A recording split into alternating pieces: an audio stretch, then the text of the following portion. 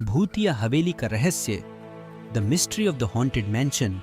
राजस्थान के रेगिस्तानी इलाकों में बसे एक छोटे से गांव बालासर में एक प्राचीन और भूतिया हवेली की कहानियां सुनाई जाती थीं। 200 साल पुरानी यह हवेली, जिसे कृष्णा हवेली के नाम से जाना जाता था, लोगों के लिए रहस्य और डर का प्रतीक बन चुकी थी। गांव वाले कहते थे कि उस हवेली में चुड़ैल का साया है।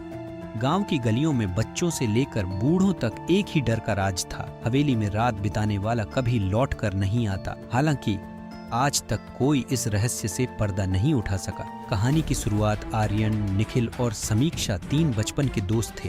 तीनों को खतरों और रोमांच का शौक था। गांव की इस भूतिया हवेली में अब तक कोई नहीं गया। क्या तुम सोच रहे हो जो मैं सोच रहा हूँ? निखिल ने मुस्कुराते हुए कहा। क्या हम हवेली में रात बिताने का प्लान कर रहे हैं? समीक्षा ने थोड़ी उत्सुकता और थोड़े डर के साथ पूछा। आर्यन, जो तीनों में सबसे साहसी था, ने तुरंत हामी भर दी।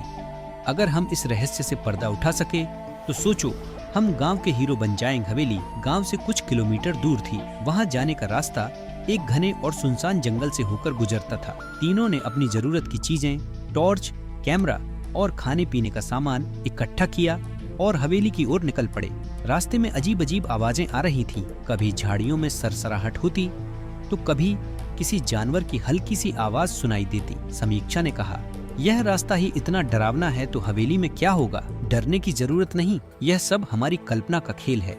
आर्यन ने कहा, लेकिन उसकी आवाज में हल्की झिझक थी। हवेली का पहला दृश्य जब वे हवेली के पास पहुंचे तो सूरज ढल चुका था। वह जगह पूरी तरह वीरान थी। हवेली के चारों ओर सूखे पेड़ और झाड़ियों का जाल था। उसकी खिड़कियां टूटी हुई और दरवाजे झूल रहे थे। यह हवेली सच में डरावनी लगती है, निखिल ने फुसफुसाते हुए कहा।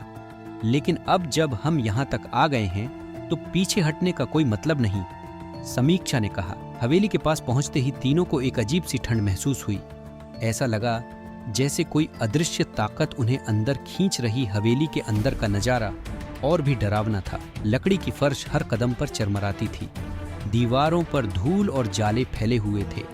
पुराने चित्र धुंधले हो चुके थे। यहाँ कितने सालों से कोई नहीं आया होगा, निखिल ने कहा। वे एक बड़े हॉल में पहुंचे। वहां एक पुरानी घड़ी दीवार पर लटकी थी। निखिल ने मजाक करते हुए कहा, लगता है इस घड़ी ने भूतिया टाइम पकड़ रखा है। तभी वह घड़ी अचानक तेज आवाज के साथ चलने लगी। तीनों चौंक गए। ये कैसे मुमकिन है?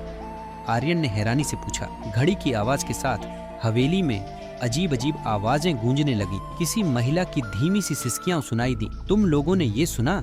समीक्षा ने घबराते हुए पूछा। हाँ, लेकिन शायद हवा होगी, निखिल ने खुद को समझाने की कोशिश की। तभी एक भारी दरवाजा जोर से बंद हो गया। तीनों डर के मारे वहीं खड़े रह गए। हमें यहाँ से वापस चलना चाहिए, समीक्षा ने कहा। लेकिन आर्यन ने कहा, नहीं, हम इतनी दूर आए हैं, हमें यह जानना होगा कि यहाँ क्या हो रहा है। हवेली के एक कमरे में उन्हें एक पुराना संदूक मिला।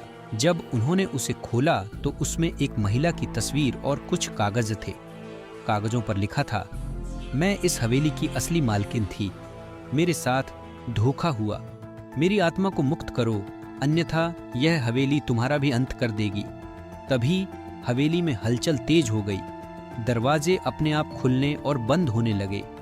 फर्श हिलने लगा। अचानक उनके सामने एक धुंधली आकृति प्रकट हुई। यह एक महिला की परछाई थी। उसका चेहरा स्पष्ट नहीं था, लेकिन उसकी आंखें लाल और भयानक थीं। तुम लोग यहाँ क्यों आए हो? उसकी आवाज गूंज उठी। हम सिर्फ यह जानना चाहते हैं कि इस हवेली का सच क्या है, आर्यन ने हिम्मत जुटाकर कहा।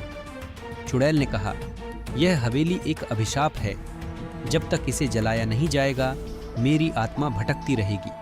तीनों ने मिलकर चुड़ैल की बात मानी। हवेली के एक कोने में उन्हें तेल के ड्रम मिले।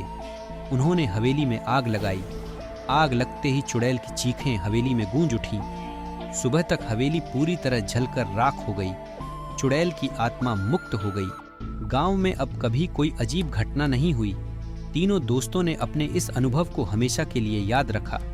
हवेली का रहस्य सुलझ चुका था, लेकिन वह डरावनी रात हमेशा उनकी जिंदगी का हिस्सा बनी रही। क्या यह कहानी आपके लिए रोमांचक और डरावनी थी? इस पर आपकी राय नीचे कमेंट करें।